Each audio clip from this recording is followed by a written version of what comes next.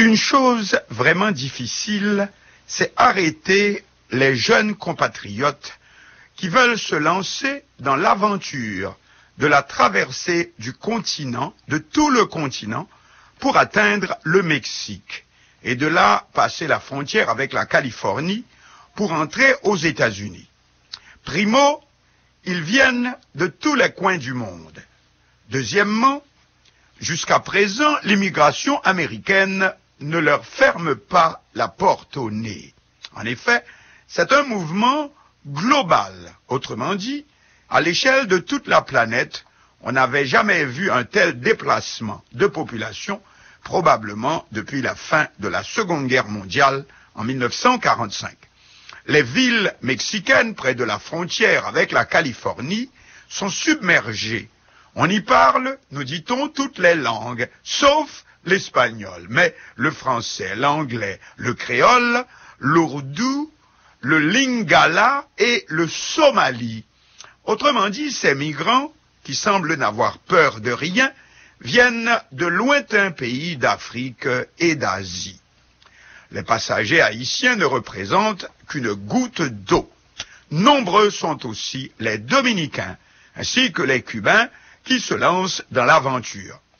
Aussi, une bonne idée serait, en même temps qu'on peut leur conseiller de ne pas risquer leur vie, de munir nos compatriotes en question d'un petit carnet de route, un manuel du parfait migrant traversant toute l'Amérique du Sud et centrale vers les États-Unis. Une mission pour une ONG qui serait plus audacieuse que les autres. D'abord, s'assurer que vous avez de quoi payer, en dollars américains s'il vous plaît, des milliers de dollars que se font payer les passeurs, en espagnol coyotes, pour en échange vous faire traverser pas moins de 10 pays.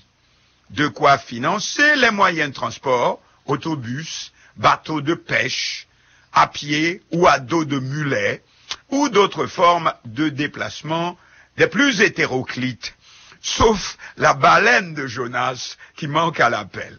Ensuite, avoir dans votre valise les médicaments appropriés parce que, devant traverser aussi des marais ou des jungles infestés de moustiques ou autres animaux venimeux, ne jamais s'aventurer sans les passeurs ou coyotes parce que vous risquez soit de vous faire assaillir par des bandes armées, soit d'être arrêté par des agents d'immigration, un pays après l'autre, d'une frontière à l'autre, et vice-versa, ou tout simplement de vous perdre à vos risques et périls.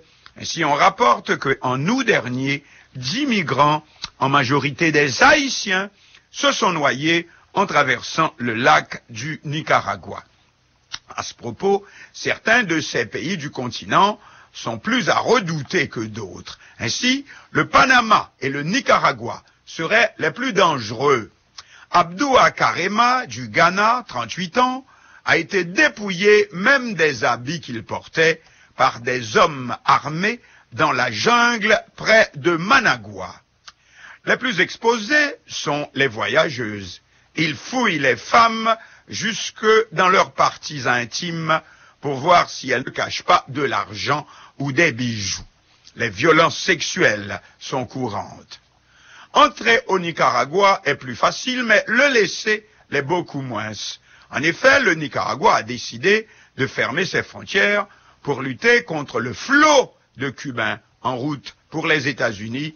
Il y a actuellement 2000 ressortissants cubains détenus au Nicaragua dans un camp à Peñas Blancas. Ensuite, il y a les faux passeurs, ceux-là qui vous prennent votre argent, pas moins de 1000 dollars américains, et qui ne se présentent pas le jour du départ.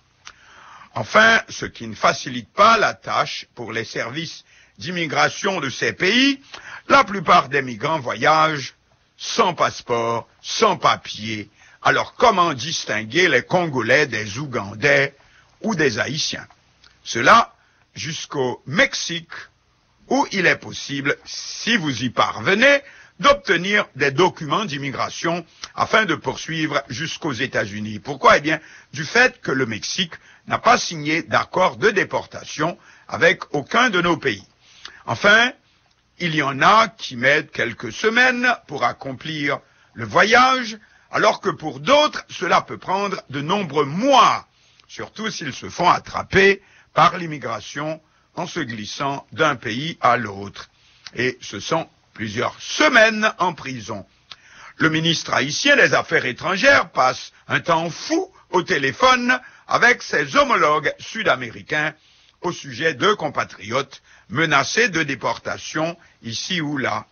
Voilà, sous le titre « La migration globale vers les États-Unis », l'article dont nous extrayons ces lignes est publié par le Guardian. Les États-Unis ne montrent aucune hostilité, du moins pas encore, à l'arrivée de ces clandestins qui obtiennent un permis de séjour de 2 ans sous contrôle judiciaire et une autorisation de travail. Oui, on peut s'étonner d'un tel accueil, mais le mot global signifie justement une question qui ne peut être adressée comme avant sur une base bilatérale entre les États-Unis au Cuba et entre les États-Unis ou Haïti. Non, c'est une question globale, donc qui demande une réponse globale, mais qui, comme on le voit aussi en Europe, où débarquent massivement les migrants du Moyen-Orient, réponse qui n'est pas encore trouvée. J'écoute Mélodie FM.